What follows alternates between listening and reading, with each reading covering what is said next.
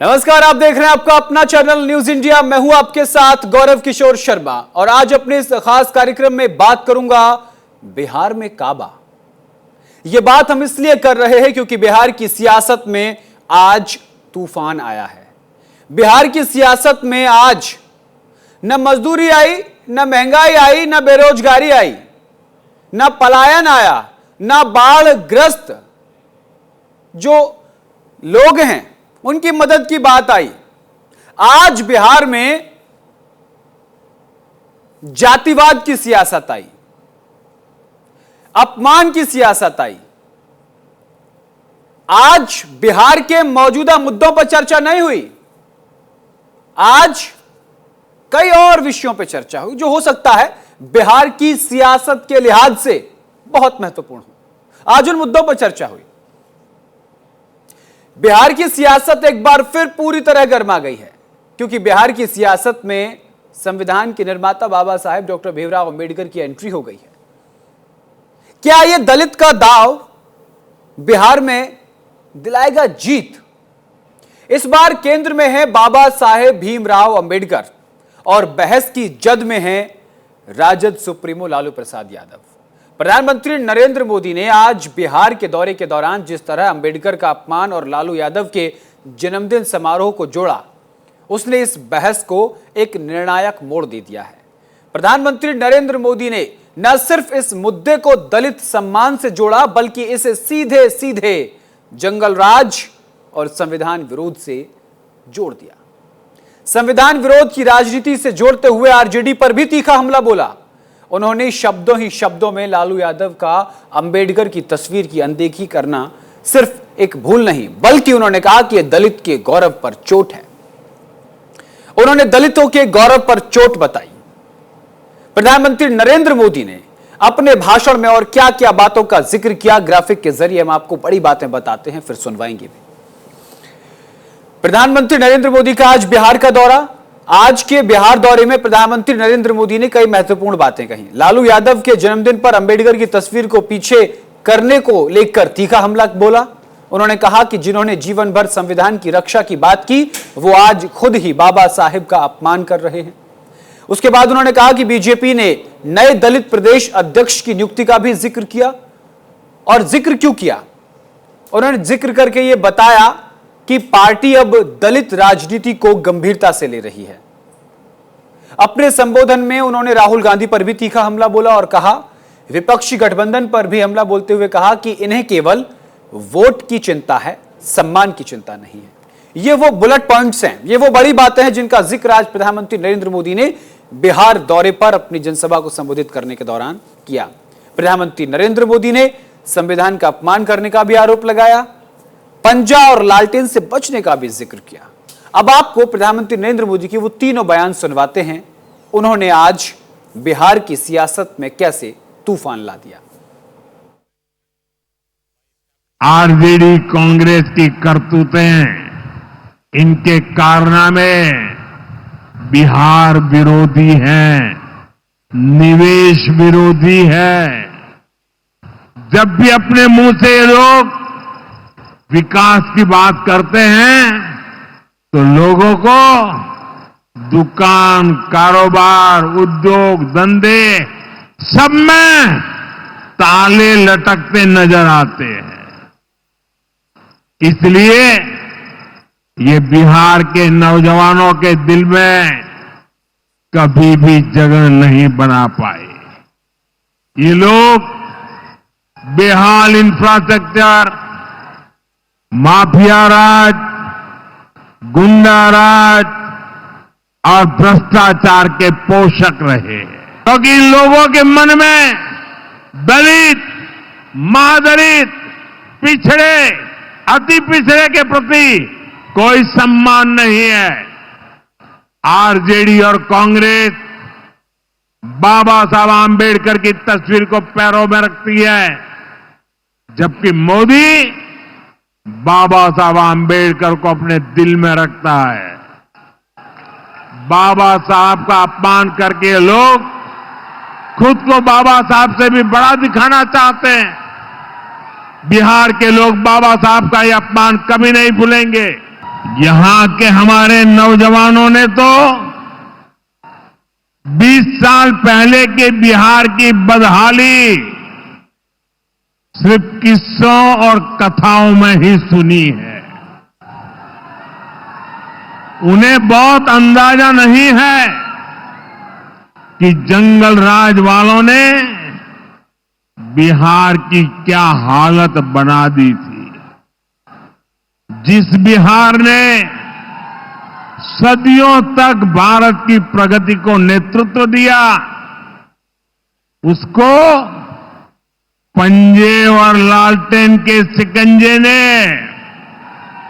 पलायन का प्रतीक बना दिया था।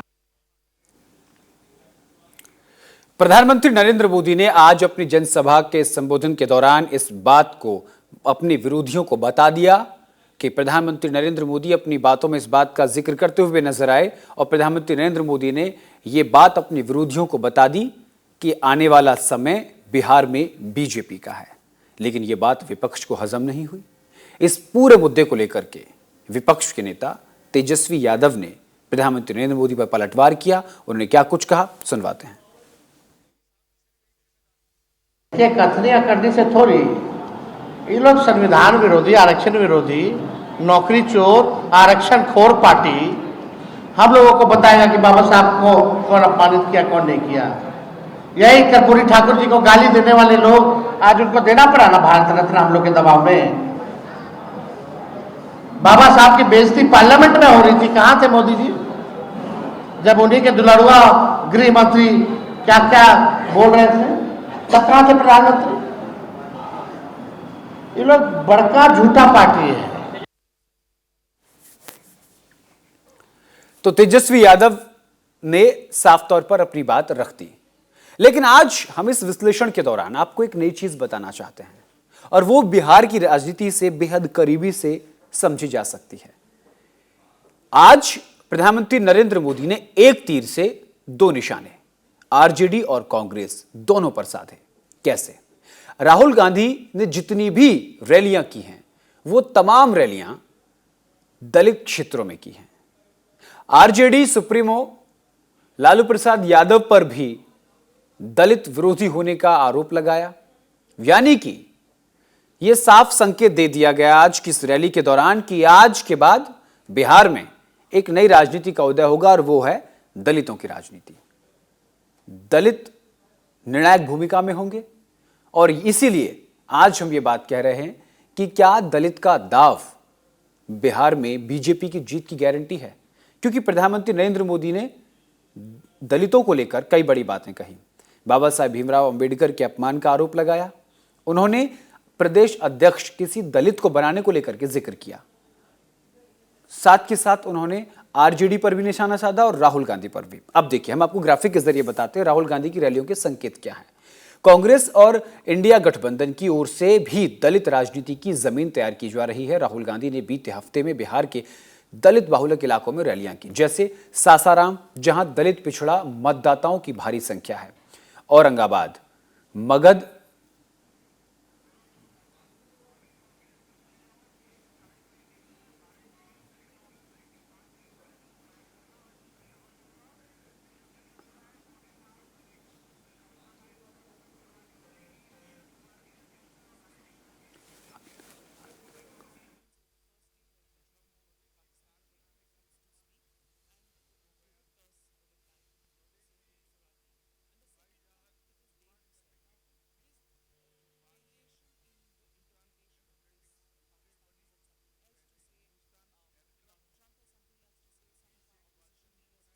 ये बताते हैं कि राहुल गांधी ने जो बिहार में रैलियां की हैं वो कहां कहां की हैं। सबसे पहले सासाराम जहां दलित पिछड़ा मतदाताओं की भारी संख्या है, औरंगाबाद मगध क्षेत्र का सामाजिक रूप से संवेदनशील इलाका है, जहानाबाद जहां राहुल ने विशेष तौर पर दलित युवाओं से संवाद किया, उसके बाद गया महाबोधि की धरती, लेकिन आज दलित मुद्दों की नई प्रयोगशाला है वो। राहुल गांधी का जोर जातिगत जनगणना और सामाजिक न्याय पर है, लेकिन बीजेपी अब उनसे एक कदम आगे निकलती हुई नजर आ रही है भावनात्मक राजनीति के जरिए। इसी मुद्दे पर हम बातचीत करेंगे और पूरा विश्लेषण समझेंगे राहुल गांधी और तेजस्वी यादव को लेकर के और बीजेपी को लेकर के। और इसी पूरे मसले को लेकर हमारे साथ राजनीतिक विश्लेषक के तौर पर रितु मुद्रा जी जुड़ गई। रितु जी, आपका बहुत बहुत स्वागत है न्यूज इंडिया पर। रितु जी, हम बिहार की राजनीति का अगर विश्लेषण करें, अगर पुराने चीजों को देखा जाए, चाहे वो जन स्वराज पार्टी हो, चाहे वो जेडीयू हो, चाहे आरजेडी हो, चाहे कांग्रेस हो, चाहे बीजेपी हो, कोई भी पार्टी हो, हर पार्टी वोट बैंक की राजनीति के साथ साथ जातिवाद और धर्म की राजनीति करती नजर आ रही है। तो क्या यह समझा जाए कि इस बात को बीजेपी का शीर्ष नेतृत्व भी समझता है कि बिहार की जो राजनीति है वो जातिवाद और धर्म पर टिकी हुई है? देखिए, जो भी राजनीति है, मैं अभी तक जब से ये मोदी काल शुरू हुआ है 10 साल से यही देखती आ रही हूँ। मैं एक चीज समझना चाहता हूं, मैं माफी के साथ आपको रोकूंगा। मैं एक चीज समझना चाहता हूं। हमने काल के बारे में पढ़ा है, तो द्वापर, त्रेता, सतयुग, ये मोदी काल की जो परिभाषा, ये भी आप आज हमको बताइए। मोदी काल की परिभाषा ये है कि सर्वोपरि मोदी जी है, उनके आगे किसी की नहीं चलती है, और जो भी करते जाए वो तो सब बीजेपी में आप ये कहना चाहते हैं बीजेपी वन मैन शो है? बीजेपी वन मैन शो है, आप ये कहना चाहते हैं? यस यस यस, मैं यही कहना चाहती हूँ, वन मैन शो है। इसमें जो मोदी जी कहें वही होता है, कोई उनके अपोजिट नहीं चाह सकता, कोई वो किसी को जवाब तो देते ही नहीं है। बिल्कुल। इसमें यह भी कहा जाता है कि बीजेपी जो है वो तो संगठनात्मक पार्टी है, संगठनात्मक दल है, लेकिन आज आपने एक नई जानकारी न्यूज इंडिया पर बताई है कि उसमें सिर्फ मोदी जी की चलती है, जो मोदी जी चाहते हैं वही होता है। एक संगठनात्मक तो बोला जाता है, लेकिन जो मोदी जी का डिसीजन होता है वही सर्वोपरि होता है। ठीक है। क्योंकि कभी जवाब भी तो ये रही नहीं पार्टी, कोई भी इनसे क्वेश्चन करा जाए अगर इनकी गलत नीतियों के लिए, तो ये कभी किसी को जवाब तो देते ही नहीं है। इनकी पार्टी की साइड से जवाब कभी नहीं आता कि जो कोरोना टाइम में इतना ज्यादा फंड बनाया गया वो कहाँ गया। ठीक है, चलिए बिहार राजनीति पे आ जाते हैं। वो कहाँ गया? ठीक है, वापस मुद्दे पर आ जाते हैं, बिहार की राजनीति। हाँ जी, तो मैं ये बताना चाहूंगी कि कोई भी जब भी कोई इलेक्शन का टाइम आता है, ये जातिवाद पे पार्टी आती है। कभी हिंदू मुस्लिम करते हैं, कभी सिख ईसाई करते हैं, कभी अब जातिवाद पे आ गए हैं, पिछड़े वर्ग को आगे लाना है, हमें जो वहाँ का बिहार का जो गरीब है या पिछड़ा वर्ग है, दलित है, उसको ऊपर उठाना है। तो किसी ना किसी तरह जो कार्ड खेला जाता है वो जातिवाद पे खेला जाता है, भावनाओं के साथ खेला जाता है, ना कि अपने कर्मों पे खेला जाता है कि हम देश के लिए क्या कर रहे हैं। वो उस पर नहीं खेला जाता है, सिर्फ कार्ड उसी पे खेला जाता है कि लोगों की भावनाओं से खेलकर हम कैसे जीत हासिल कर सकें। कभी इलेक्शन के टाइम पे औरतों का मुद्दा उठाया जाता है कि हम उनको पार्लियामेंट के अंदर 33% का आरक्षण दे रहे हैं, कभी मुस्लिम्स के लिए विवाह का जो है उसको औरतों के लिए उनके लिए कैंसिल कर रहे हैं। कभी ना कभी मतलब कोई ना कोई मुद्दा ऐसा उठाया जाता है जब इलेक्शन का टाइम आता है जो कि भावनात्मक होता है। ठीक है। जैसे कि अभी बिहार का मुद्दा उठाया जा रहा है, बिहार के अंदर दलितों को आगे लाने की बात है, उससे दलित को प्रदेश अध्यक्ष बनाया जा रहा है। तो कहीं ना कहीं भावनात्मक पार्टी खेलती है, भावनाओं से खेलने का उनका एक कार्ड रहता है कि वो भावनाओं को कैसे लोगों की पकड़ सके और उससे वो इलेक्शन जीत सके। जी रितु जी, ये भी हम आपसे समझना चाहते हैं कि बिहार में जहां एक तरफ जन स्वराज पार्टी जो है यादव वोट बैंक को लेकर के बड़ी बात करती है, जन स्वराज पार्टी के जो अध्यक्ष हैं प्रशांत किशोर, उन्होंने कहा था कि लालू यादव अपने बेटे के अलावा किसी भी यादव समुदाय के व्यक्ति को मुख्यमंत्री बना दें, हमारी पार्टी उनका समर्थन में उतर आएगी। तो कहीं ना कहीं परिवारवाद पर भी प्रधानमंत्री नरेंद्र मोदी ने चोट किया है। तो वो सिर्फ उनकी बात नहीं है, ये बात और भी वहां की राजनीतिक पार्टियां कर रही हैं। अगर बात की जाए जेडीयू और बीजेपी की गठबंधन को लेकर के, तो उस पर भी विपक्ष लगातार सवाल उठा रहा है। मुद्दा और सवाल दोनों एक ही बात है कि बिहार की सियासत में क्या कुछ बड़ा होने जा रहा है? देखिए, ये तो मैं नहीं बहुत अच्छे से बता सकती कि क्या बड़ा होने जा रहा है, क्या बड़ा हो सकता है, लेकिन 10 साल से जेडीयू के साथ ही मोदी जी का कार्यकाल चल रहा है, उनके साथ में दोनों काम कर रहे हैं, लेकिन अभी तक बिहार में कौन सा बहुत बड़ा तो काम हुआ है? बिहार तो अभी भी उसी तरह से चल रहा है क्या वहां पर इतनी तरक्की हुई है? क्या बिहार में क्या गुंडा राज खत्म करने को लेकर बहुत बीजेपी लगातार बहुत- बात करती है। बिहार में गुंडा राज खत्म हो गया है। हाँ जी, गंडा राज आपको लगता है कि बिहार में खत्म हो गया है? आप बता सकते हैं? क्या आंकड़े हैं आपके पास बताने के लिए कि कितना गुंडा ये मेरा राज खत्म स्टेटमेंट नहीं हुआ है है रितु जी, और मेरा वहां पर स्टेटमेंट नहीं है, कहाँ बीजेपी तरक्की का हुई है? स्टेटमेंट है। आप इसे डिफेंड कर सकते हैं। बीजेपी का स्टेटमेंट कोट कर रहा हूं कि बिहार में गुंडा राज देखिए खत्म हो गया। ये बात तेजस्वी नीतीश कुमार कई बार कह चुके हैं। देखिए, नीतीश कुमार तो कहेंगे, वो तो वहाँ के सीएम है, तो उनका तो कहना बनता ही है, क्योंकि वो इतने साल से गठबंधन में सरकार चला रहे। तो वो अगर मोदी जी को सपोर्ट में उनकी नहीं कहेंगे गठबंधन की सरकार के अंदर कि गुंडा राज खत्म हो गया, तो कहने की तो किसी के मुंह पर हम रोक तो लगा ही नहीं सकते। अगर गुंडा राज आज खत्म हो जाता तो बिहार तो बहुत तरक्की कर चुका होता। क्यों 10 साल से वो इतना पिछड़ा हुआ है मोदी जी के होते हुए भी, या इनके नीतीश कुमार जी के सीएम होते हुए भी 10 साल से बिहार क्यों वहीं आगे तरक्की नहीं कर पा रहा है? ठीक है। देखिए, सियासी देखिए तो रितु जी, मैं तौर पे बहुत ज्यादा नहीं बता सकती कि क्या कुछ बड़ा होने वाला है। ठीक है रितु जी, पिछले 6 महीने के अगर राजनीतिक रिकॉर्ड को उठाकर देखा जाए बिहार का, तो उसमें बहुत बड़े राजनीतिक घटनाक्रम देखने को मिले हैं।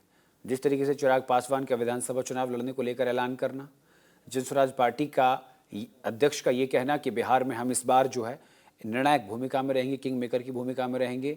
उधर लालू प्रसाद यादव का तेजस्वी यादव को मुख्यमंत्री का चेहरा बताना।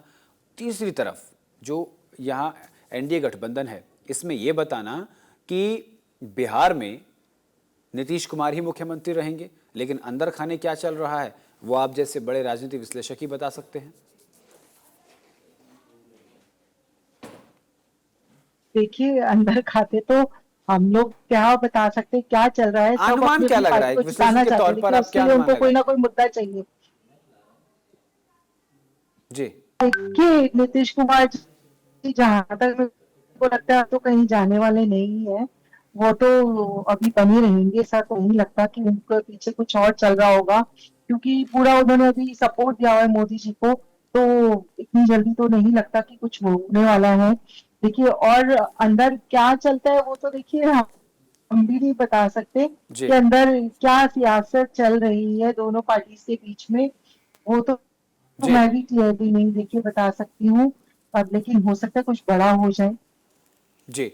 देखिए, बिहार में जो इस वक्त का माहौल है और आज जो सियासत गरमाई है, लगातार तेजस्वी यादव, अभी बयान हमने आपको सुनवाया, तेजस्वी यादव साफ तौर पर यह कह रहे हैं कि आपने आरक्षण पर चोरी की है। लेकिन संविधान की रक्षा को लेकर प्रधानमंत्री नरेंद्र मोदी ने बयान दिया है।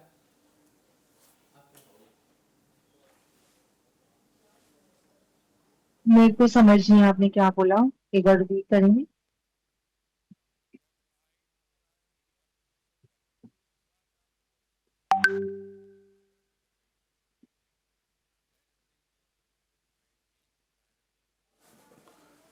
जी मैम, आपको आवाज आ रही है? जी, आवाज आ रही है मैम हाँ जी, आपको? आ रही है। हाँ मैम, सीधा सवाल यही है कि जिस तरीके से प्रधानमंत्री नरेंद्र मोदी की रैली हाँ के जी, आ बाद रही है। तेजस्वी यादव का बयान सामने आया, उन्होंने साफ तौर पर इस बात का जिक्र किया कि बीजेपी पार्टी आरक्षण चोर है, नौकरी चोर है। इन तमाम बड़ी बातों का जिक्र किया नरेंद्र मोदी के पलटवार करते हुए। इसके क्या मायने हैं? बड़ा। देखिए, पलटवार तो दोनों तरफ से चल रहा है। हाँ जी। देखिए हाँ, बताइए। जी। देखिए, इसके मायने तो देखिए, जब इलेक्शन आता है तो सारी पार्टियां एक दूसरे के ऊपर पलटवार करती हैं। अब कहीं ना कहीं तो लालू जी के टाइम भी उनको चारा घोटाला में पकड़ा ही गया। तो कहीं ना कहीं सब पार्टीज को अपने दूसरों के अपनी गलतियों को कोई नहीं देखता, दूसरों के ऊपर सब इल्जाम लगाते हैं कि वो उससे ये विरोधी पार्टी है, नौकरी चोरी पार्टी है, कहीं कुछ है। कोई पार्टी कुछ बोलेगी। उन्होंने अम्बेडकर जी का उनके ऊपर लगाया, मोदी जी ने कि दलितों को पीछे रखा हुआ कांग्रेस ने और तेजस्वी यादव ने। उन्होंने कह दिया कि वो नौकरी चोरी है और ये सब है। ये देखिए, ये तो चलता ही रहता है सब जब इलेक्शन होते हैं। एक दूसरे के ऊपर तानाकशी और एक दूसरे के ऊपर इल्जाम का ये चलता ही रहता है। इनके ऊपर इनके मेरे को नहीं लगता इससे कोई सियासी उनको बहुत फायदा मिलेगा या जी उनकी मैम। जीत हासिल होगी। कोई जब तक वो कुछ पुख्ता नहीं करते कुछ अपने प्रदेश के लिए, तेजस्वी जी तब तक कोई मेरे ठीक को है, नहीं ठीक है लगता मैम, कि किसी ठीक भी है, पार्टी को मोदी बिल्कुल। जी के आगे या नीतीश कुमार जी के आगे बहुत फायदा हो सकता है। ठीक है मैम, आप बने रहेंगे हमारे साथ। यहां रुकते एक छोटे से ब्रेक के लिए। ब्रेक के उस पार बिहार में काबा, चर्चा जारी है।